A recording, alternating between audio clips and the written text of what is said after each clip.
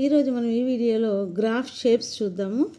First of all linear యొక్క graph ఎలా ఉంటుంది, లీనియర్ ఈక్వేషన్స్ యొక్క గ్రాఫ్ ఎలా ఉంటుంది చూడండి. y=x స్ట్రైట్ లైన్ అనమాట.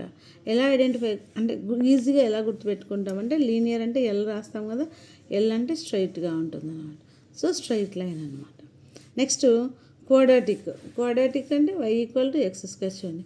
క్వాడ్రాటిక్కి పారాబోలా యూ షేప్లో ఉంటుంది, y=x². అయితే క్వాడ్రాటిక్ స్పెల్లింగ్లోనే యూ ఉంది, సో యూ షేప్లో ఉంటుంది. లీనియర్లో ఎల్ షేప్లో ఉంటుంది, క్వాడ్రాటిక్లో యూ షేప్లో ఉంటుంది అన్నమాట.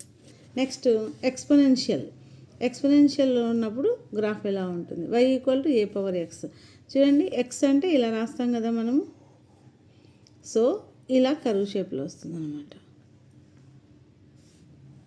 y=a⁴x ఎక్స్పోనెన్షియల్ గ్రాఫ్ వచ్చి ఈ షేప్లో ఉంటుంది. నెక్స్ట్ సైన్ అంటే ఎస్ ఇలా రాస్తాం కదా చూడండి. y=sin x, ఎక్స్ అనేది 0కి 360 డిగ్రీస్కి మధ్యలో ఉంటుంది. సో ఈ షేప్లో ఉంటుంది కదా ఎస్ అనేది, దాన్ని మనం ఇక్కడ ఇలా మెన్షన్ చేస్తాం అన్నమాట.